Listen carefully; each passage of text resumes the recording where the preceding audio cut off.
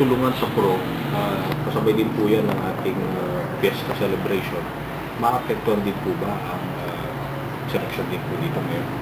Well, yung iniisip nga namin yung kamunganong agro-industrial boost dyan.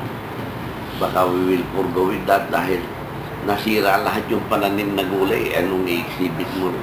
October ngayon, November, December na, barely 2 months, we might forgo with that para wala kaming ma-exhibit ng mga enough na produkto yan. Okay. Mayor, ito pong Urdaneta City ay kilala po bilang bagsakan ng mga gulay galing po ng Benguet or Baguio. Hindi rin po ba apektado ang ating bagsakan natin? Well, ang dumarating na kalakal dyan is barely 40% nung dating kalakal na dinideliver dito sa bagsakan market. Talagang kukunti ang pwedeng available na gulay. Kaya yan nga, ang epekto niyan tataas ang presyo ng gulay. Pero talagang noticeable na mababa ang konti ang dumarating na gulay. Okay.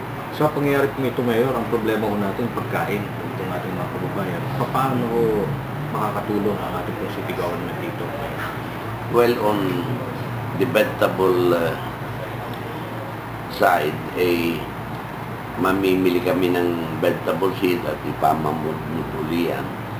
Doon sa rice naman, yung mga talagang nasira yung completely yung kanilang pananim at in areas na may patubig hanggang February next year, ibibigyan namin ng libreng seedling at saka organic fertilizer.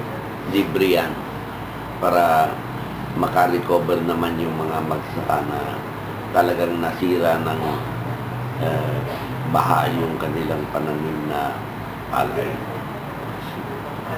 Sir, nung tumama po itong pagbaha caused by Typhoon Pepe, yun pong negosyo ay naapektuhan din yung mga negosyante po natin ay nahihirapan din po lumangon.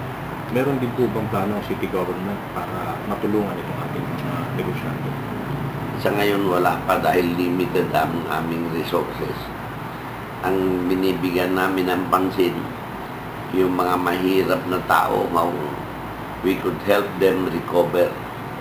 Kaya yung distribution ng relief, tuloy-tuloy doon sa mga talagang sinalanta ng grabe ng baha,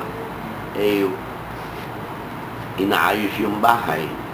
Wala silang makuhang pagkain, kaya binibigyan pa rin namin yan hanggang ngayon.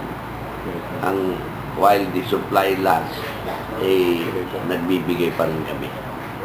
Kasunod dito, sir, ang problema sa kalusugan din ang tinututukan. Ang ating po bang city government ay meron din programa sa kalusugan para sa kapakanan din ng ating mga kababayan? Yung mga sinalanta ng bagyo, magpo-form kami ng team na mag-conduct ng survey ron kung anong immediate need ng mga barangay na talagang tinamaan ng bagyo. But so far, natutuwa naman ako na walang mga nakakarating sa aming mga problema na tungkol sa kalusugan dahil mabilis naman bumabaw at nawala yung tubig. Ang masama rin kung andyan pa rin yung tubig, in spite of elapse of so many days, andyan pa yung tubig, yun, magkakaroon ng health problems. Sir, ito pong pagpasok ng buwan ng Nobyembre, second semester po ito sa mga college students. Ang nakikita ko dito, baka hindi na ako makapagpatuloy sa pag-aaral kung mga estudyante. Meron din po ba kayong programang pang-edukasyon? Well, yung parting yan, hindi na kayang tubunan ng city yan. Pero ang ginawa namin, in-announce ko nga, within the week, lahat ng mga kawani empleyado ng siyudad ng Urdaneta will receive their 13th month pay na. Dahil may mga anak yan na nag-aaral ng kolehiyo, sinalantasin ng bagyo. Talagang kailangan nila ang pera. Kaya, pinaparelease ko yung 13th month pay nila within the week. Yung Urdaneta City University, Mayor, meron din po ba kayong maibibigay na discount o ilang tulong din sa mga estudyante? Well, pag-aaralan pa namin yan, but we expect a reduction in the enrollment by this second semester dahil ang daming mga farmers na may anak na nag-aaral dyan, nasira yung pananim, walang kukunan ng pangbayad yung mga magulang.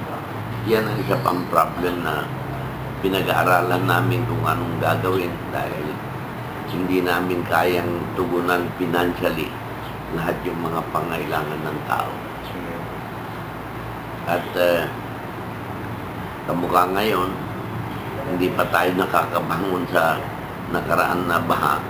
Ito naman na aligid-aligid ang isang super typhoon kaya magpupulong kami mamaya sa City Disaster Coordinating Council.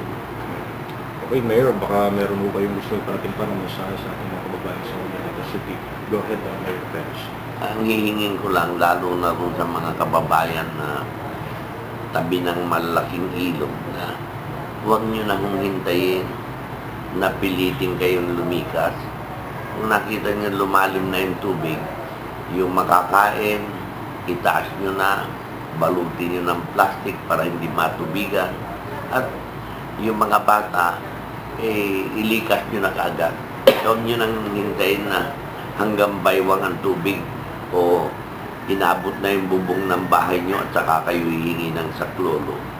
Ngayon pa lang, pag nakita nyo ng may mga posibilidad na talagang pasukin na ng tubig ang inyong bakuran, ang inyong bahay, gumawa na kayo ng paraan na lumikas sana.